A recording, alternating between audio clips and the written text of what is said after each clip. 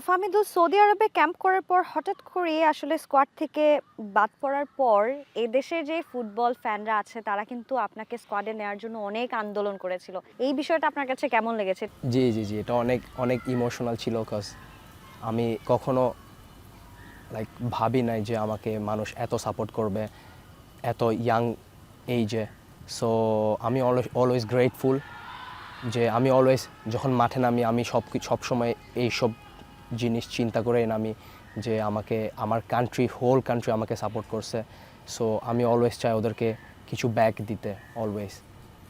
আপনি যখন মাঠে নেমেছেন নিশ্চয়ই দেখেছেন বাংলাদেশি ক্রেজি ফ্যান্সরা কিভাবে আপনার নাম ধরে ডাকছে বা হামজা, সমিত, জামালদের নাম ধরে ডাকছে। এই ক্রেজটা কেমন উপভোগ করছেন?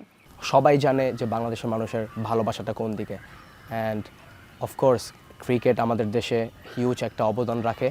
বাট আমি মনে করি যে বাংলাদেশের ফ্যান্সরা ফুটবলকে অনেক লাভ করে অ্যান্ড আমাদেরকে শো করে সেটা প্রত্যেকটা ম্যাচে। সো আলহামদুলিল্লাহ, অ্যান্ড আমরা চাই যে ফ্যান্সরা আরও মাঠে আসুক, আরও আমাদেরকে সাপোর্ট করুক। জাতীয় দলের হয়ে প্রথম যখন দেশের জার্সিতে মাঠে নামা, বাবা মার অনুভূতি কী ছিল, আপনার অনুভূতি কী ছিল? সো আমি ফার্স্ট টাইম যখন বাংলাদেশের হয়ে খেলতে আসছি, then my parents came with me. So এটা আনবিলিভেবল একটা মোমেন্ট ছিল, কজ আমি গেম শেষে আমার প্যারেন্টসের কাছে গিয়েছিলাম। সো এটা অনেক ইমোশনাল ছিল, কজ আমার প্যারেন্টসরা আমাকে খেলতে দেখছে ফার্স্ট টাইম বাংলাদেশের জার্সি গায়ে। সো এটা অফকোর্স অনেক টাচ মোমেন্ট ছিল। ফাহমিদুল, জাতীয় দলের আসলে ড্রেসিং রুম নিয়ে অনেক সময় অনেক কথা হয়। ড্রেসিং রুমের পরিবেশটা যদি আপনার কাছ থেকে জানতে চাই, ড্রেসিং রুমের পরিবেশটা কেমন এবং সবচাইতে বেশি কোন সতীর্থের সাথে বা টিমমেটের সাথে আপনার বন্ডিংটা বেশি ফ্রেন্ডলি?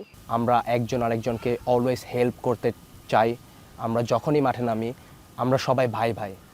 আমরা 11 প্লেয়ার বা যারা বেঞ্চে থাকে আমরা সবাই ভাই।